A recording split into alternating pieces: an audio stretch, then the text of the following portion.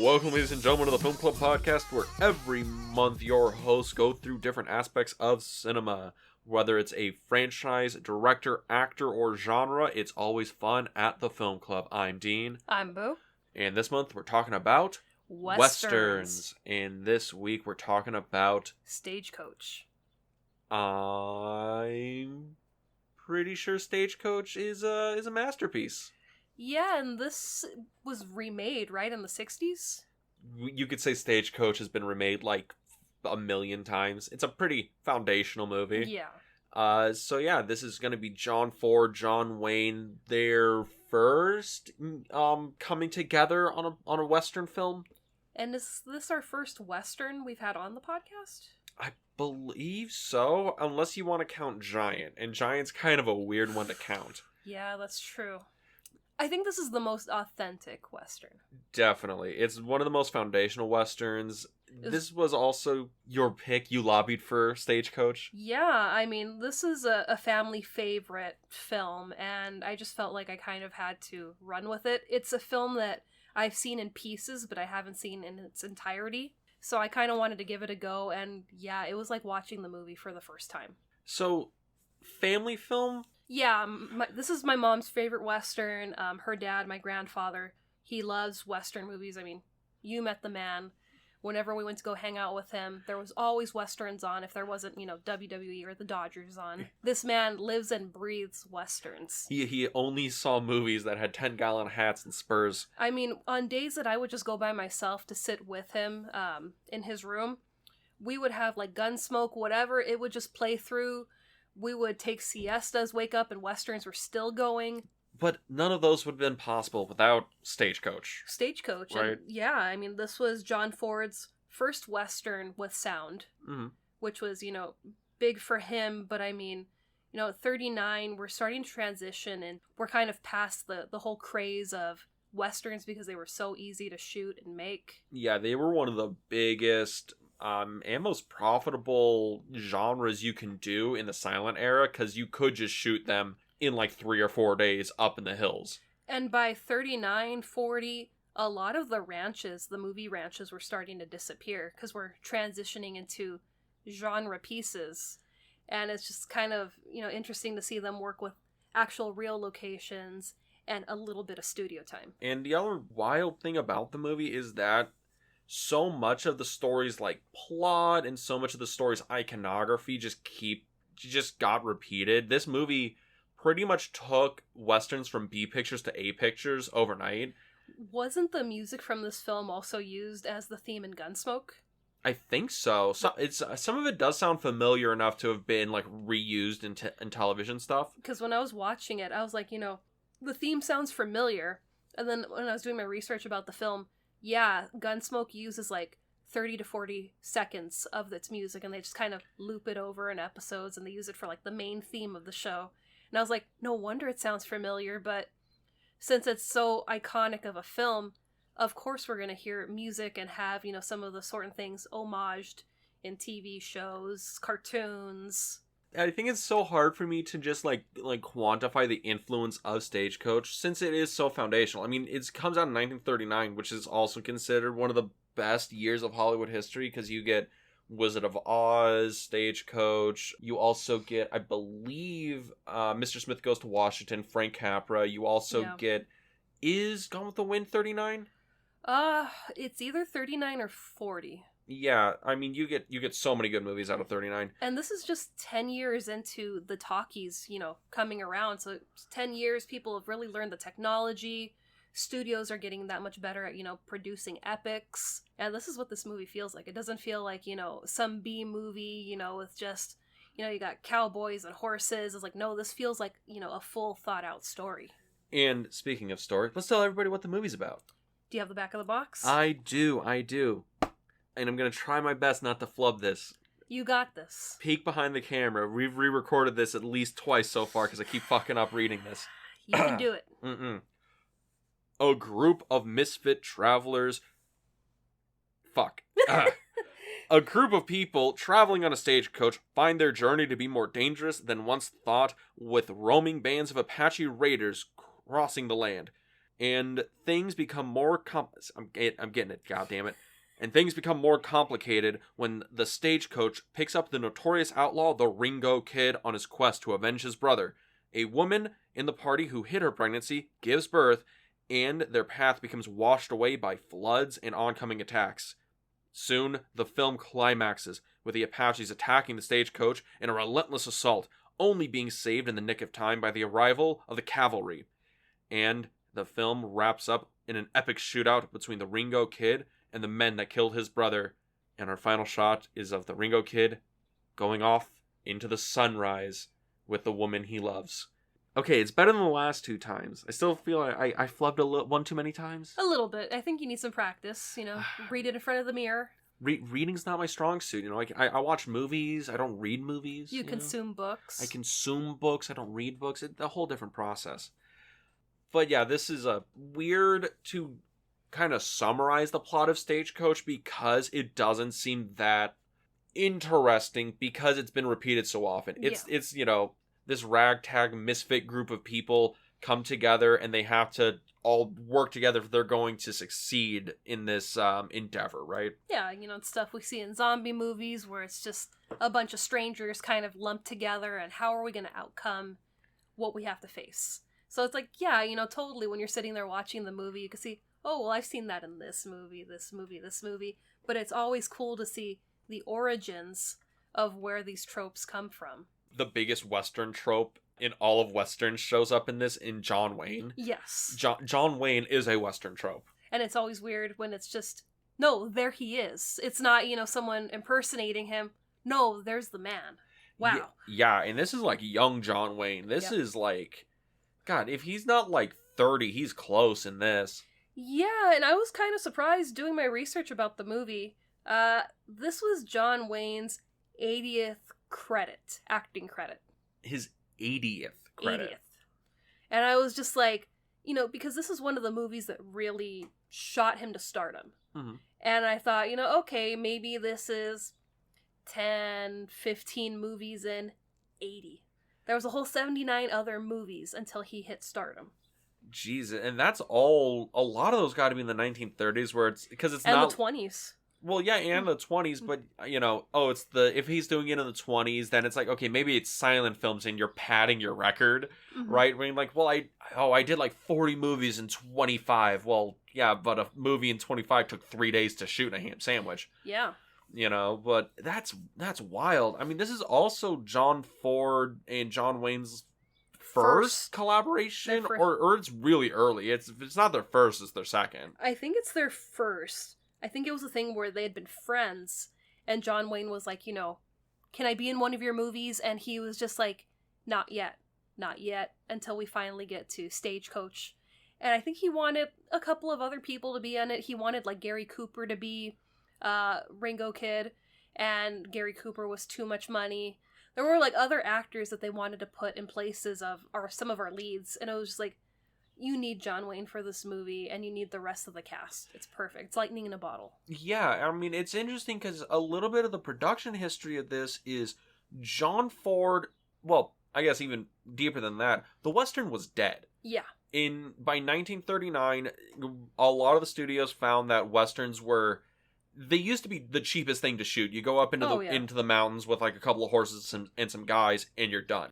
But with the advent of sound and with kind of the industrialization of the wider Los Angeles area, where it's like, well, why would I keep this movie ranch when I can build 1,000 condos and charge rent? Or why would I need this one ranch when I can build 8 sound studios and make 8 different movies or whatever? Yeah. So with that rise of technology, the Westerns kind of just faded off, and they were a B picture. Like, they still made Westerns, but they were like the real cheap Westerns, right? Yeah.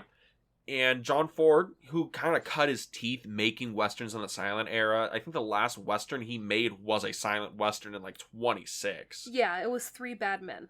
Great title, by the way. Strong title. 3 Bad Men, you say. 3 Bad Men. Strong title. Yeah. And with that, John Ford wanted to like kind of breathe new life into the Western, and he wanted a good Western to do it.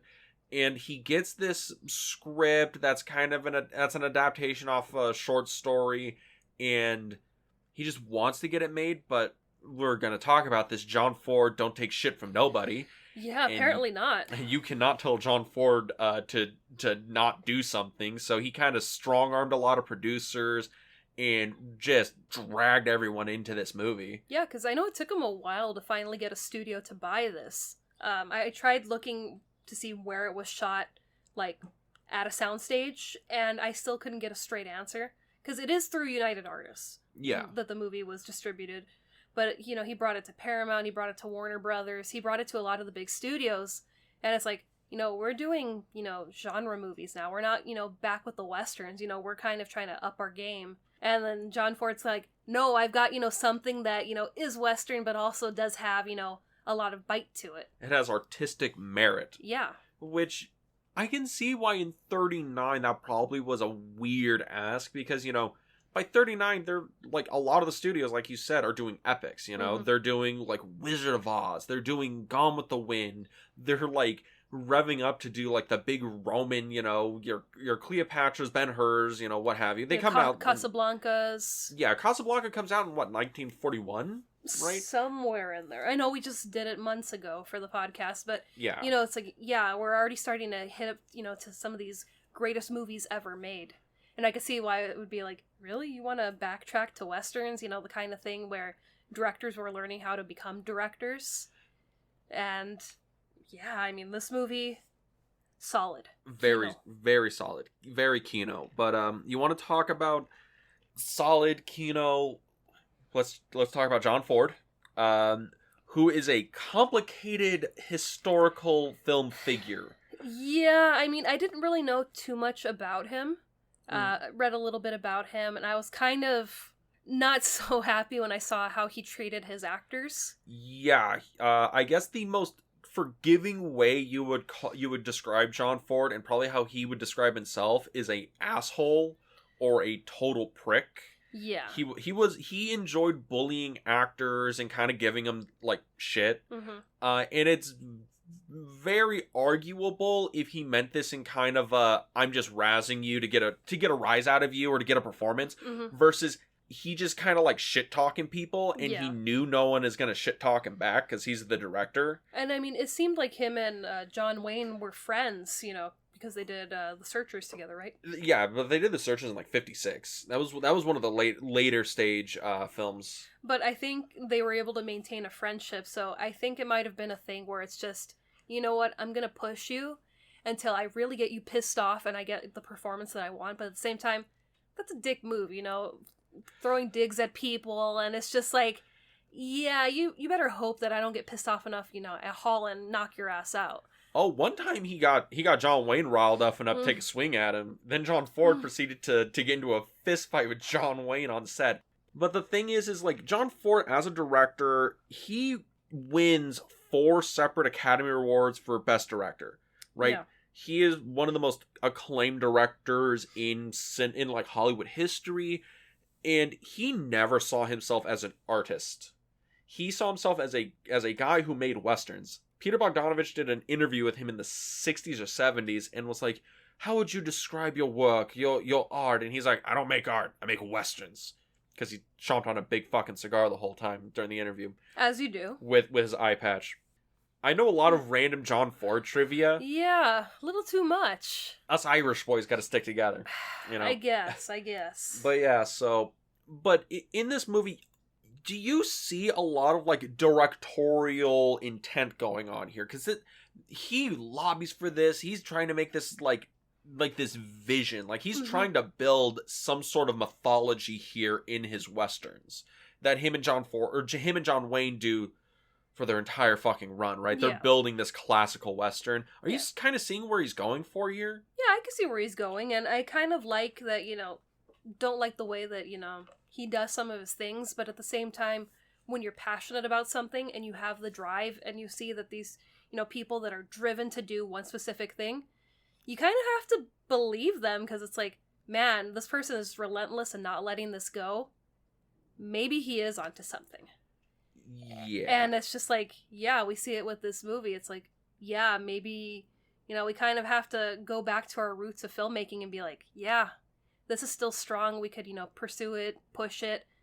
Otherwise, we wouldn't have Stagecoach, The Searchers, this whole, you know, new life that Westerns got after him pushing for it. Yeah, I mean, because he makes How Green Is My Valley, he makes Quiet Man. He doesn't just do Westerns. No, I was very shocked when I read his filmography, because I was like, yeah, I've heard, you know, a lot of these films are, you know, regarded as some of the greatest films of all time. And I was just like, man, he really does have range. Yeah, and I think it's weird that he only quantified himself as a Western director. Well, I mean, it's the same thing with, you know, people that just quantify as being, you know, into horror. Mm-hmm. You know, you find a genre, you love it, you live in it, you breathe it. Why not? Yeah, and I think the interesting thing about Ford as a director, like you kind of alluded to, he was like, we should go back to these kind of like foundational Western genres, is his style is king of like the fundamentals of filmmaking, the fundamentals of film language. I mean, Orson Welles, when he made Citizen Kane, he watched Stagecoach 40 fucking times to figure out how to make a movie, because it's just so surprising. Foundational. Yeah, another fun thing, because Dean knows too much about Citizen Kane for no goddamn reason. Orson Welles, when he made Stagecoach, or when he made Citizen Kane, you know, he'd watch Stagecoach 40 times, but when he would watch it, because Stagecoach was still a recent film, and a lot of the people were just on the backlot, he would just call in people to say, hey, can you sit and tell me why you made all these decisions in this movie? And he would get, like, the cinematographer, assistant directors, some sound guys, like, all these different people on set. So yeah, Orson Welles got a crash course in film theory, craft, production, just by watching Stagecoach 40 times with a bunch of people. I mean, that's the biggest clout right there, where it's just, you know, this movie inspired me, and I want to do my own movie, so let me just call the people that did make the movie and talk to them and regale stories of the past and tricks and tips to make my own movie. That'd be awesome. Very awesome. And it's just the thing, like, and I can kind of see where that's rolling to, because John Ford's films, because I've seen The Searchers, I don't know how many times. That movie's very good. We almost did The Searchers for this episode. Yeah. But he is really the king of this fundamental filmic language, right? Him and Hitchcock are kind of cut from the same cloth, where they mastered this film language, this style, this technique of we're using the camera as this sole mouthpiece of the stories we're telling. And that's something that you only really get out of these directors who came up in the silent era, where it was only the camera they can use. Yeah. But now to hit on the elephant in the room is how he was using his camera. So John Ford made Westerns, right? Yes. And there are certain depictions in his Westerns and in Stagecoach that is probably not totally okay now. No, I mean, definitely not. I mean, there was even an interview with Roger Ebert in 2011 where he talked about, you know, this is a great film, but just how unenlightened the filmmakers of Westerns were, where it was just, you know, you really singled out a whole culture of people as bad. Just to, you know, have your good guys and your bad guys, and it's just like, you know, that's not how the world works. It's like, you know... People are complicated. People are very complicated. People are three-dimensional, where it's just, you know, not just good and bad. And in this movie, the Indigenous people are considered the bad. And it's just like, we've got characters in this Stagecoach where it's just like, you're not really good. Yeah. And that's what makes it so complicated and, you know, kind of... It's the thing where even inside the movie, John Ford is making the note that people are complicated figures. We have John Carradine, who's playing Mr. Hatfield. Mr. Hatfield, who is the gentleman. He's this gambler, but he's also like a Confederate war veteran. Yeah. And he is objectively like, yeah, he presents himself as this gentleman, but he has a very, you know, sketchy past. We have Dallas, who is a lady of the night and is run out of town for, you know, selling her wares all up and down. And she's the most sympathetic character in the entire film. Well, John Wayne plays Ringo Kid, who killed a man in cold blood, but is objectively the nicest, most, like humble person in the film. We have Doc Boone, who, you know, is the town drunk and is basically exiled out of the town with Dallas. But, you know, then again, we don't know his backstory. We hear that, you know, he did... work as a doctor during the Civil War. So it's like, is he drinking because he's trying to cope with the things that he saw? So it's like there's lots of different dimensions on why these characters could be good or bad, a mix of both. But yeah, the biggest flaw of Westerns is how they portray Indigenous people. The Westerns as a genre does have this very weird history with how it treated Indigenous people on screen. Mm-hmm. Now, behind the scenes, like, John Ford was apparently a scholar of Native American lore. Like he actually, like, was very invested in Native American people. Like, a lot of Indigenous people were hired to work behind the scenes, not just in front of the camera, where they were being hired to work, like, as electricians and, with production of the sets and other things that they needed for the movie. But it's just, Westerns as a whole, they like to portray Indigenous as the bad guys, which I hate. And it's also like the cheap storytelling thing, because you're making Westerns which are like these good guy bad guy tropes, and it's like, well, the easiest thing we can do is, okay, the nice cowboy is running through the desert and is being chased by the evil natives for X, Y, and Z reasons.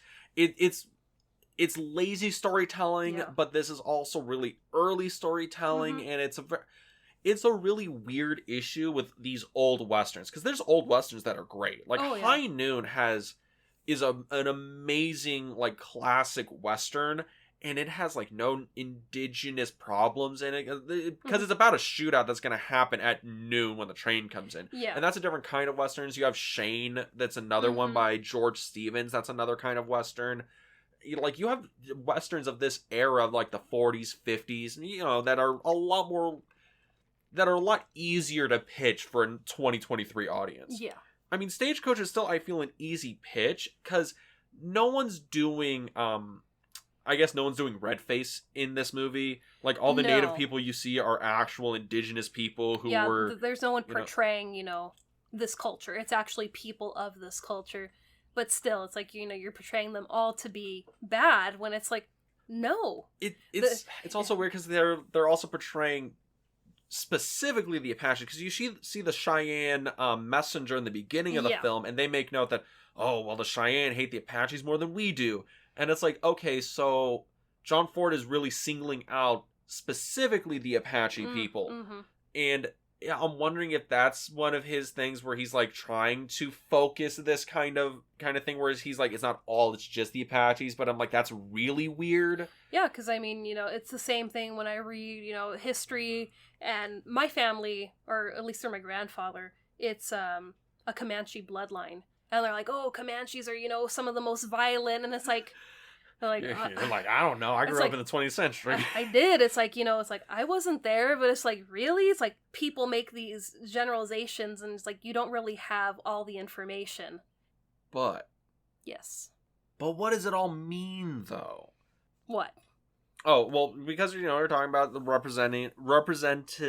representation of, like, the Indigenous people and how they're not portrayed, like, three-dimensionally, right? Yeah, because, I mean... But the characters in the Stagecoach are, and I'm wondering what John Ford's, like, meaning of the film is, because we did mention that the characters in the Stagecoach are portrayed three-dimensionally, and they all have these very kind of, like, darker backstories, or they were all run out of town, or they all have these kind of, like, dualities about them. And we did mention, like, Dallas, most sympathetic character in the movie, is also one that's the most shunned by everyone in the Stagecoach. Oh, yeah.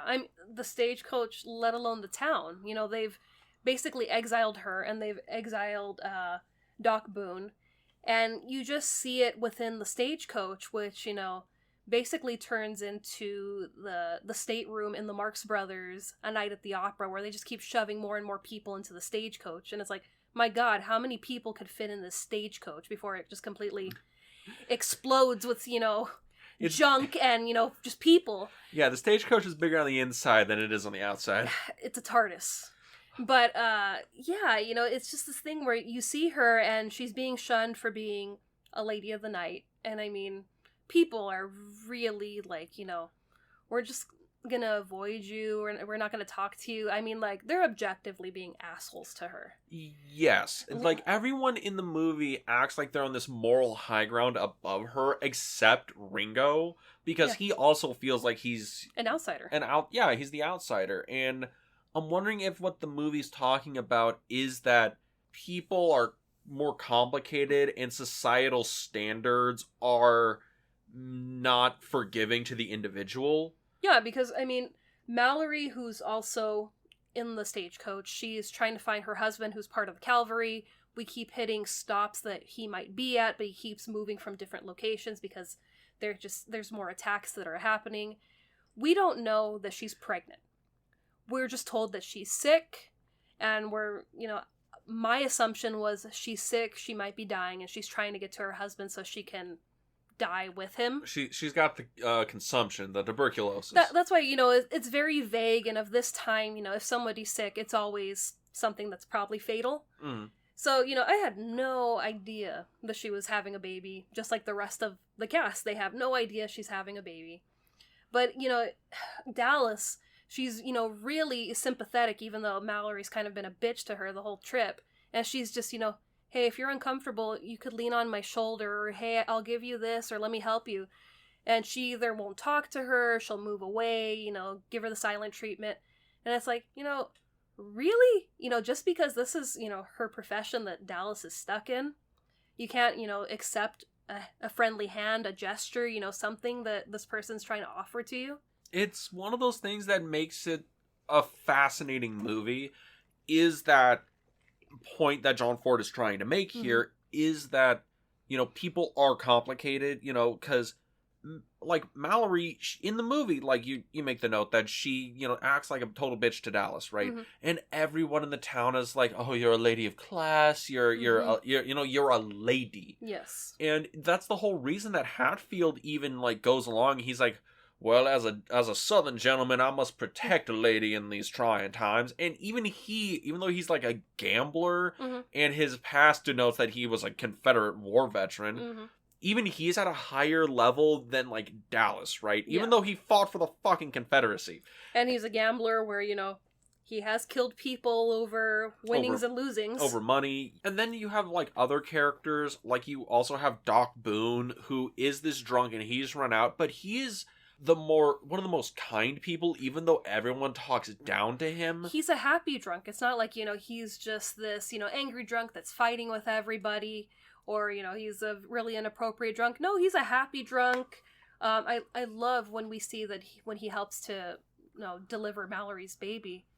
He's drinking coffee, he's getting his head dunked into water, basically sobering him up, and it's just night and day of, the happy drunk and the serious doctor that's ready to go to work. And I think that's the point that Ford's making, is that duality of people, and how, like, what you show on the surface is not necessarily who you are inside. Like, that's the banker, Gatewood, who is the most annoying man in the film. He is the least sympathetic character, but my God. on paper, I was ready to throw him out of that stagecoach.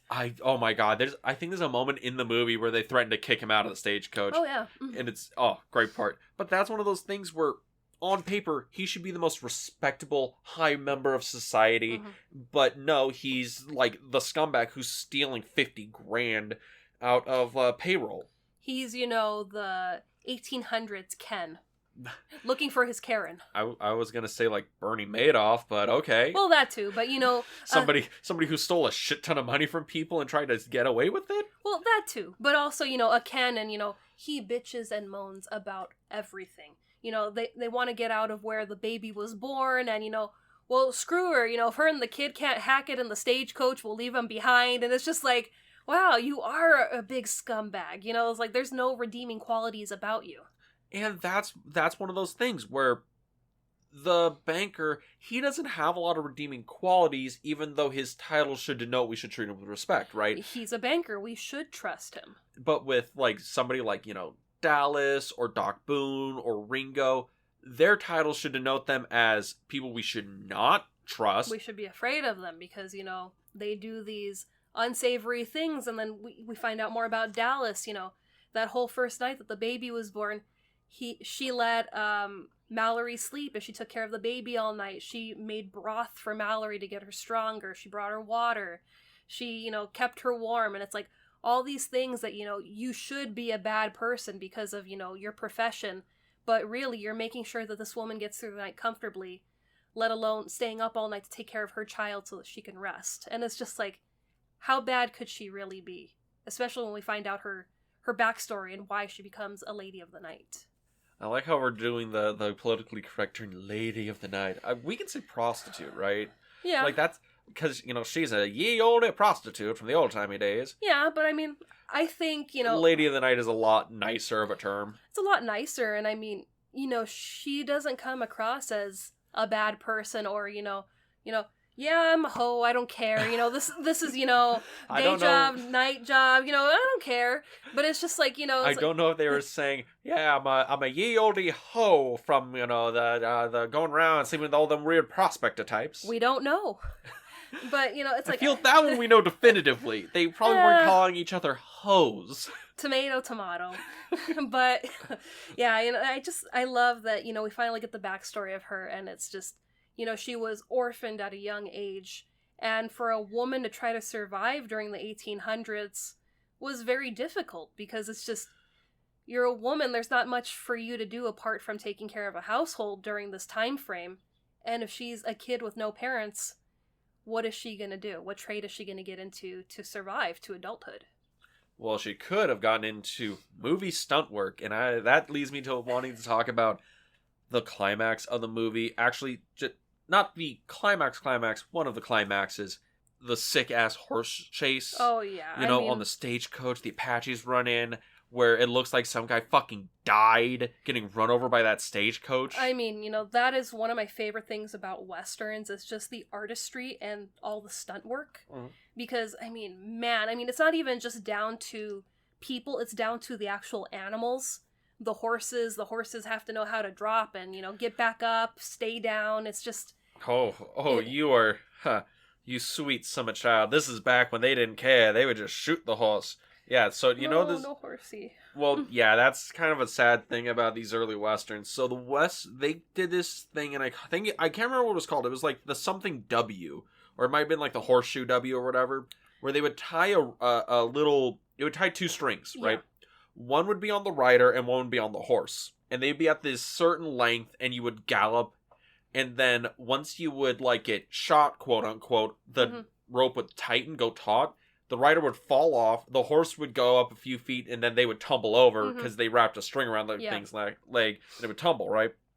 Sometimes the horse would, be fine, took a tumble, get up, it's okay. Other times it would break its leg or die because of the fall, and they'd fall weird because it's on a hill, and yeah. Okay, so let's... Old school Westerns were rough. Yeah, let's not talk about, animals getting hurt, because, I can't stand that, but...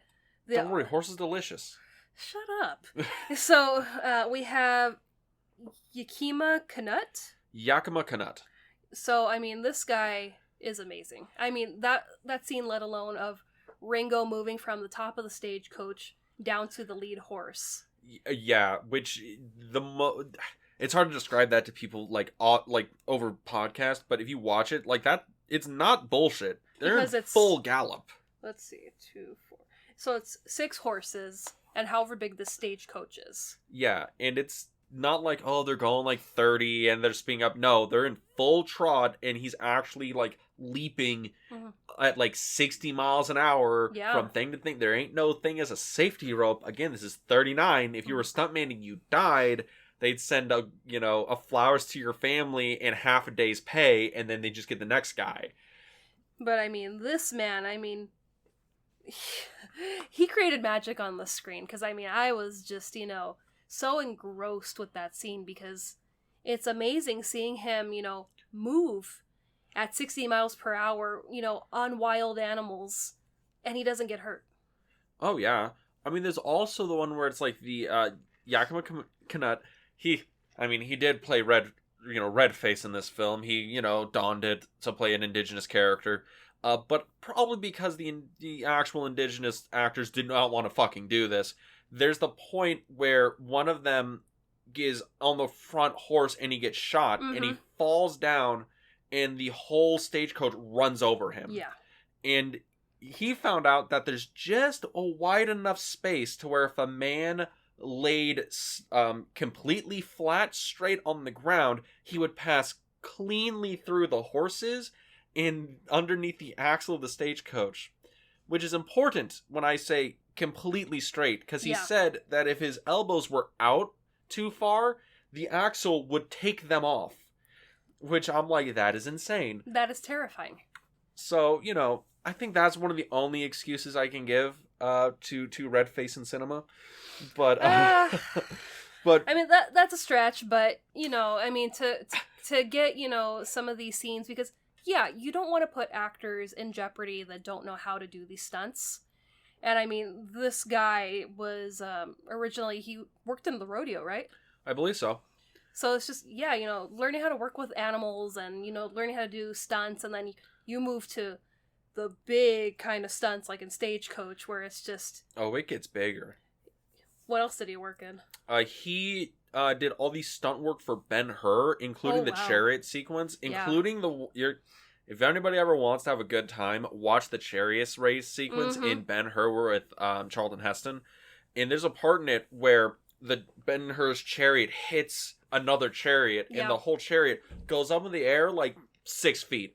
The rider goes up in the air 15 feet and comes crashing back down. Fun fact, there's supposed to be a safety rope there.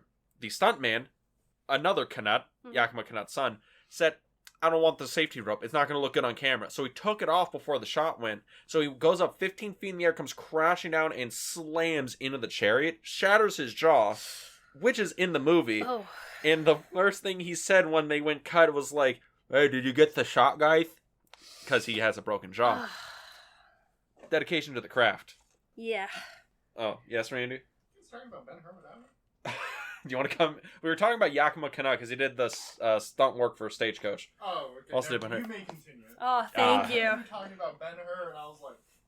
Randy's about to come like, back to y'all podcasting. Talking about Ben-Hur without me. No, we were talking about the 10 Commandments. Randy would come back to podcasting. Y'all better not try and slide one of these things past me. You're like doing Stalker without me.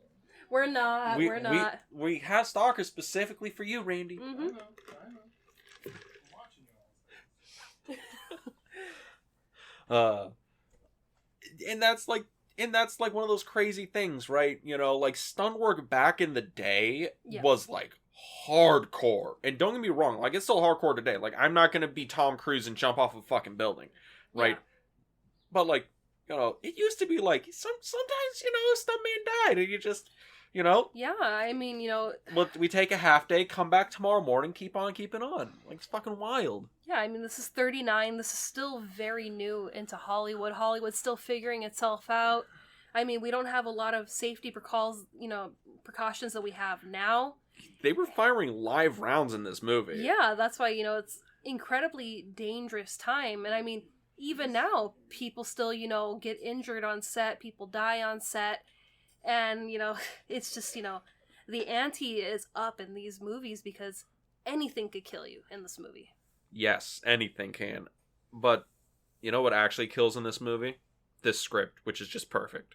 All right? Oh, yeah, it was a really good script. I wasn't sure, you know, because it's a Western, like, are we going to really lean heavy on the action? But it's like, no, there's actual plot and there's character development. There is way more plot and character development in this than action set pieces. There are two major action set pieces. It's the stagecoach attack and the shootout at the end. Yeah, which we don't even see. Yeah, it's literally John Wayne drops to the ground, fires off 3 shots, and then movie's over. That's it. It's all tension and it's all build up, and it's so masterfully done because the movie's 96 minutes, right? I would argue that 90 minutes of this is just tension and build up. It's character development. That's it. I mean, for me, everything always comes back to Jaws. And your favorite movie. One of my favorite movies of all time. But, you know, they keep talking about the Apache attacks. They're coming for us. We never see them. And it's just this, you know, illusion of they're on us, they're watching us, but we don't see them. It's so good when John Wayne's character Ringo Kid is like, they're like, oh, why should we let you on? Well, you might need me, Pilgrim. We have no Pilgrim in this movie. This is before Pilgrim. In my head, you might need me, Pilgrim. Why is that?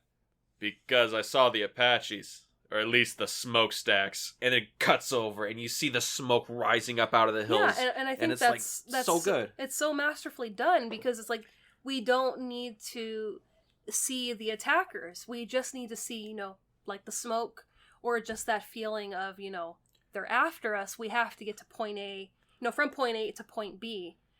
But, I mean, A, B, and C seem to be, this big circle that we just keep going round and round and round. Just going round and round Monument Valley, boys. Round and round Monument Valley. It's like, damn, 8 hours, just going around in circles. I'd be exhausted. Yeah, and it's one of those things where I find Stagecoach fascinating as a modern viewer. Yeah. Because we don't get this much, character development and tension build up in most modern, action films. Yeah, and that's why I was saying, this, kind of reminded me of Jaws. Because, we're not seeing the danger, but we have the tension there where we don't need to see it. We just feel tense. These people need to move. They have to keep constantly moving. It's the same with the shootout at the end. The entire town is buzzing because Ringo's back, and they're ready for a shootout. You have the newspaper guy that's like, hey, make out the headline that the Ringo Kid was killed. And, you have the writers like, well, I didn't even hear the gunshots. No, it's going to happen. Give it about 10 minutes. We want it hot on the press. So it's just all this tension and this buildup, and the shootout finally happens, and we don't even see anything. It's over. It's over in 10 seconds. It's over in 10 seconds, and it's, oh God, did he make it out of there? And you don't even know until you hear his footsteps coming back to Dallas. And which is such a great bit of filmmaking there, right? Yeah. Because it's one of those things where it's like we don't know what the shootout is, but we hear 10 gunshots, right? Yeah, we hear the rounds going off. And it's interesting because, Ringo's like, I only got 3 rounds left in this here Winchester, Pilgrim. Again, no Pilgrim. Always says Pilgrim. And it's not until later. And it's so funny because, we hear all these shots go off and our brain fills in. It's like, oh, what happened? What's going on? And Dal starts crying. And there's that whole, there's a couple beats where it's just her crying. Then we hear the footsteps. And you, as the audience, is like, well, does Ringo die? And it's like, granted, an audience member in 1939 might have actually thought, man, does John Wayne survive? Now we're like, okay, John Wayne's probably gonna live, right? Yeah, but this is, the breakout role. So it's like, they could kill him in this. Yeah, and then we get the whole, the tragic hero lost his life, blah, blah, blah, blah, blah. Mm-hmm. And, we do see, characters die in this movie, Yeah. Hatfield, he gets killed. I mean... Who is it? That I think that scene made my stomach tense up the most. Because, I mean, the Stagecoach is completely surrounded by the Apaches. They're all out of ammo. They're completely out of ammunition, and I'm leaning on some of my historical facts of, what would happen during some of these attacks, and I'm thinking, that poor baby probably isn't going to make it. The women are definitely not going to make it. And you just see Mallory leaning off to the side, and she's praying, and you just see the barrel of Hatfield's gun coming to her temple to put her out of her misery. Because he knows that she is going to suffer a fate worse than death if she is captured, right? And I'm sitting there, and I'm, stomach's tense, and then that's when you hear the gunshot and see his revolver drop. And I'm thinking, you were starting to redeem yourself, but I'm glad you died instead of her. It also felt it was taking me to The Mist, where he kills everybody in the car, and then 5 minutes later, here come the troops to save him. And I was just like, no, think it out. Don't do this. Well, again, that's why I love, the ending of The Mist is so good. Oh, I would recommend The Mist to anybody. I've only seen that movie once. It's one of those movies where it's like, I can't watch it again. Great movie, but I can't do it. Ending hits different. It does. And I think that's the interesting thing about, Hatfield's character, right? Is because up to this point, he is, the scoundrel gambler, but trying to act like a gentleman. And it's like, he is objectively, maybe not a bad guy, but he's not a good guy, right? Yeah. Confederate veteran. He's every time, it's like, yes, when we fought for the Union and to squash the Southern Rebellion, he's like, it was the war for Confederate independence. He's like, it was the Southern Rebellion. Shut your mouth. Mm-hmm. And it's like, he's objectively like bad guy, right? He's trying to rationalize. And in that moment where he, has the one bullet left and he's going to kill Mallory, you're like, don't kill Mallory, like, blah, blah, blah. She's been a bitch, but it's like, don't kill her. Yeah, she's a new mom, all that stuff. But in his mind, when you look at it through him, I'm like, to him, he's doing a kindness, because he's like, I'm going to save her from, like, whatever's going to happen. Yeah. And it's like, it's, again, the complexity of some of the characters is fascinating for a movie from 1939. Yeah. That's why it's just, it's like, wow, for being a movie from 39, a Western, it's so compelling, and there's just so many levels and emotions to the movie. I mean, the best part is when you hear the bugle of the Calvary, and it's just like, okay, they're gonna be okay. It's like they've weathered the storm, the baby's gonna live, maybe Ringo and Dallas are gonna have a future with each other. It's also, I love the fact where it's like, oh, the trope, the cavalry come in to save the day, here comes the cavalry. Mm-hmm. Well, this was kind of like the first one, and it led to some pretty shitty tropes, I ain't gonna lie. Yeah. But, is there anything else you want to talk about Stagecoach while we're here? Let me see. Okay, so I think we have to bring it back to Buck. Because, Buck is just... He's the comedic relief that we need in this movie. Yes. And he's a lot easier of a pill to swallow than some other John Ford comedic relief later on. Yeah, because, he's not, like, being a blatant asshole. He's just kind of... He's kind of an idiot. Yeah, he's kind of an idiot. He's kind of dumb, but not in a mean way. Like, I love when he's talking about his new wife. And his new wife happens to come from the same part of Mexico that my family comes from. Oh, you don't say. Yeah, so, hearing him say, yeah, I married this new wife and I didn't know I'd have to take care of her family. It's like I'm feeding all a chihuahua. And I was like, hey, that's where my family comes from. But just seeing these funny things where he's just kind of, because it's two separate cultures. So, it's like I love seeing him kind of like trying to learn, hey, well, I'm not used to this. I got to take care of my wife, her family. And then later on in the film, he talks about, yeah, did you know now my wife's grandfather's going to move in with us? Who else from the family's going to move in? And I'm just like, yeah, it's like, yeah, if Grandpa needs to move in, Grandpa's moving in with us. You just really like the call out to little Chihuahua for you? Oh, absolutely. And anytime that, that town, from my lineage is, in anything, yes, I'm very, proud of it. I even love to, I don't know where it is in the movie when Mallory has her baby. That location. I think it's the halfway point. If it's not the halfway point, it's really close. Yeah, so I love when they get there and they're talking to the guy that, I don't know if he lives there or he runs this little halfway point. Yeah. The Mexican guy. Him. Yeah. Him where it's just kind of like, yeah, you're kind of being racist with him. It's like, you're being like, oh, he's the funny Mexican guy, He does the voice. He's dressed exactly like you think he dresses. Yeah.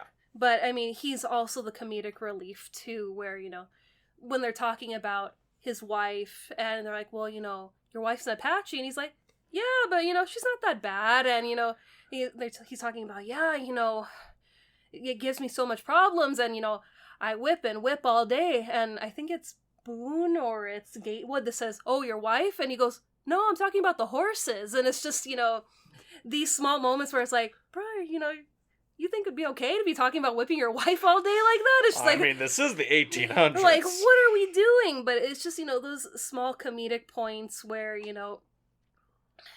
it's like, it shouldn't be funny, but it is funny because of the delivery.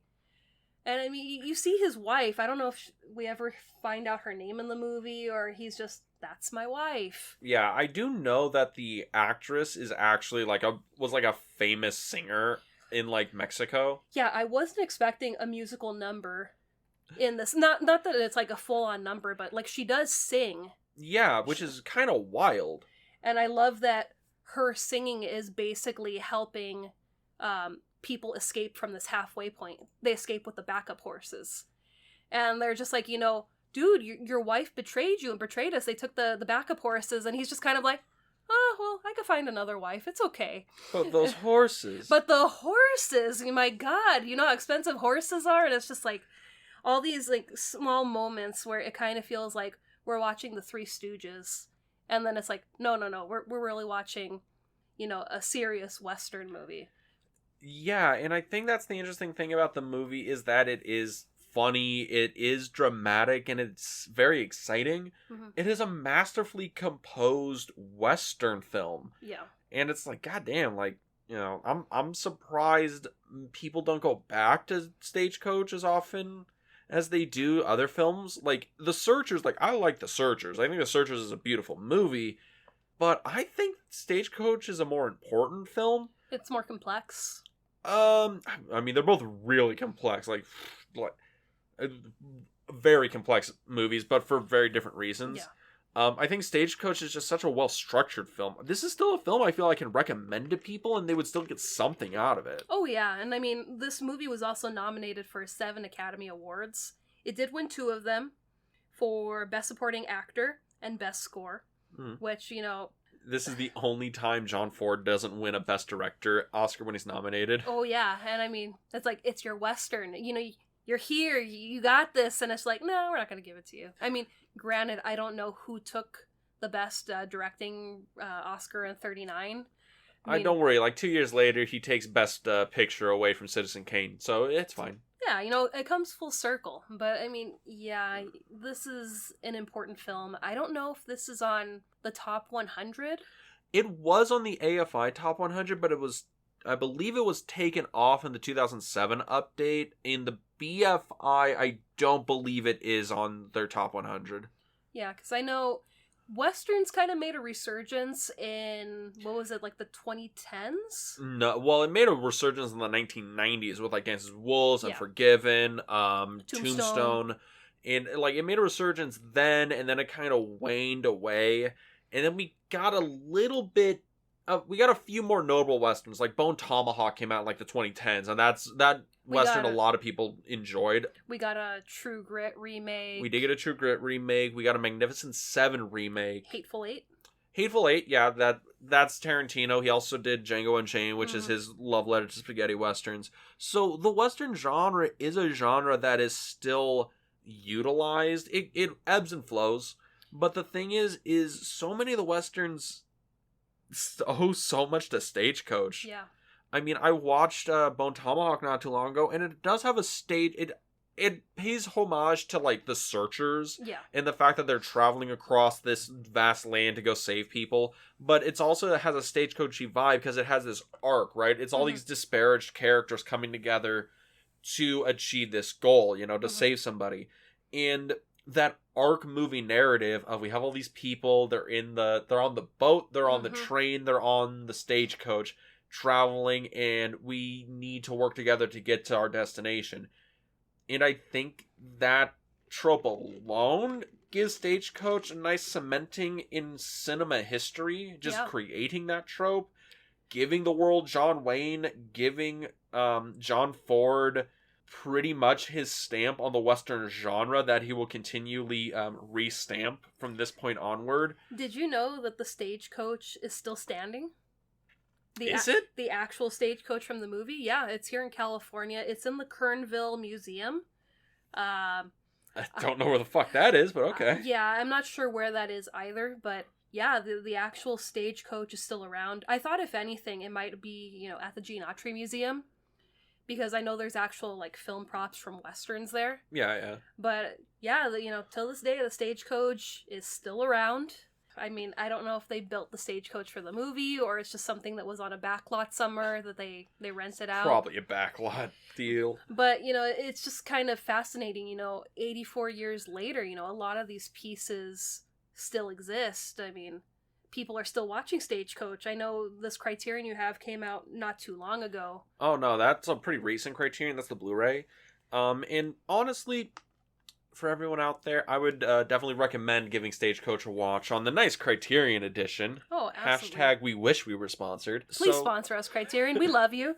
But, Becky, Boo, Yes. your final thoughts on Stagecoach. Would you recommend? Absolutely. 2 thumbs up. It has some problematic things in it, but that's just, a sign of the times, and hopefully as we progress through the years, we become more inclusive with filmmaking.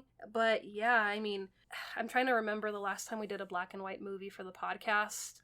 We had a whole month of them in, almost a whole month of Almost them a whole in month. Humphrey Bogart. We had the... February. But it's just, yeah, I miss, just sitting there watching black and white movies. It just, when there's real artistry on display. Yeah, you feel like you're back in those times, and like you were saying earlier, a lot of westerns that we have now really have to thank, Stagecoach, but I think they also have to pay homage to the actors from the silent era that, were really learning how to, make movies and, do some of these stunts and create these tropes that, we all live by now. So it's like, there's a lot of people that deserve credit for the current westerns that we have. Oh yeah, without the Great Train Robbery, we do not have Stagecoach, and without Stagecoach, we don't get Good, the Bad, and the Ugly, and without Good, the Bad, and the Ugly, we don't get Django Unchained, and without Django Unchained, we don't get Quentin Tarantino and Spike Lee hating each other for the end of time. I mean, Butterfly Effects, people. Well, without these early films, we don't have Ghost Town and Knott's Berry Farm, where you walk through and you feel like you're walking through the Old West, and it's kind of like, wow, I'm walking through one of these old movies. It's just, we have a lot to thank, to westerns. Yes, we do, and I would absolutely recommend Stagecoach to anyone out there that enjoys movies, that enjoys westerns, and then might want to give a John Ford movie or a John Wayne movie a shot. You can do a lot worse. I do have one boo fact before we end this episode. Okay, you get one boo fact. Did you know that the hat that Ringo the Kid wears was actually John Wayne's personal hat? No, I did not. That was his hat, and he would wear it during the next 2 decades of making Western films, and he retired it after Rio Bravo because the hat was falling apart. Fancy. Actually, I'm going to have a similar trivia fact next week for the movie we're talking about, which is going to be... The Good, the Bad, and the Ugly. Yes, Sergio Leone, Clint Eastwood. It is a masterpiece of cinema. And who scored that film? Ennio Morricone, one of the greatest composers in music history. Not film composers. Composers. Yes, composers. I love Good, the Bad, and the Ugly. I can't wait to watch it. But yeah, have you ever seen it before?